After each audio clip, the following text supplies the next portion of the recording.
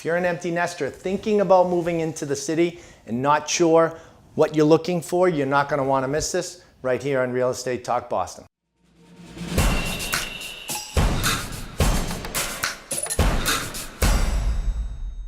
Joined right now by Kevin Caulfield from Compass in downtown Boston. Kevin, thanks for stopping by. Thanks for having me. Now, a lot of people are moving into the city right now, ton of opportunity, right? Sure. Whether it be the Seaport or Back Bay, South End in regards to new construction. So for that person that's an empty nester or anybody just moving into the city, how do they figure out really what the best opportunity is for them? So I think the first question we have is, what neighborhood is going to cater to their lifestyle? What their wants, needs are, what their points of attraction are within the city. And we try and go from there, and then you figure out what they have in mind, what's most important to them. Are they looking for a full service building where they have a concierge, valet, maybe a gym in the building, garage parking, elevator? Along with that comes typically having a lot of neighbors in the building, and some people are turned off by that. So I think that's the first piece, trying to identify whether you have a full service buyer or you've got someone that's looking for a little bit more of a quaint setting. Quintessential Boston. When you think about Boston. Yeah, like brownstone. And I think when people relocate here, I think that's what they have in mind. And then they kind of see, and that style of living either fits their needs or it doesn't. And so that's our first step in trying to help people successfully transition back into the city. Do you find once you sit down with that buyer and they decide which direction they're going to go, they typically stick with either the full service or the brownstone look, or do people bounce back and forth? No, I think they do. I mean, I think with a lot of that too, it's either the brownstone is being more. It's got more of a neighborhood feel as well. Some of your bigger buildings are in more urban, sometimes gritty areas, and the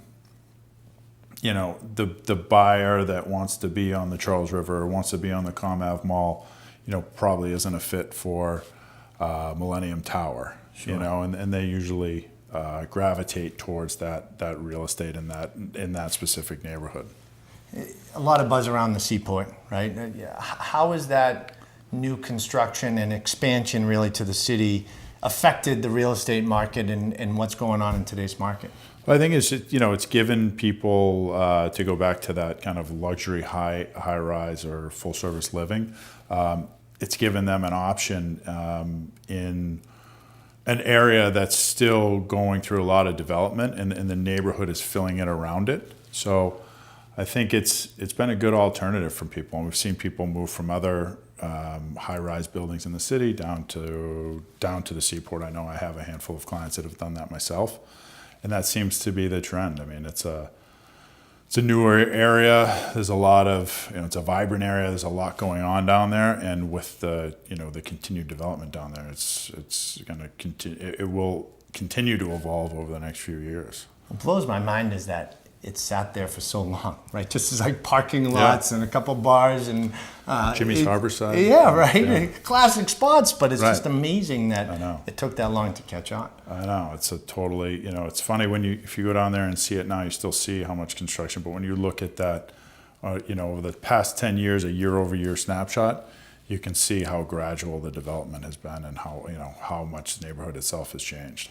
And there are so many great developments out there right now. Caulfield Properties is representing a few that are great spots to be in the city as well. Yeah, we've got one right on Melcher and A Street, which is the kind of the Fort Point area of the Seaport, and it's kind of on the fringe of the Seaport and South Boston, but it's a really cool neighborhood. I mean, you can be in the Seaport in 5 minutes. I mean, be in the financial district, you can walk to South Station. So really centrally located, and they're cool units. They're brick and beam lofts. The biggest thing, or probably our greatest attribute with those units are the price points. We've got affordable luxury there. We've got new units, beautiful finishes, and I think our most expensive unit in that building is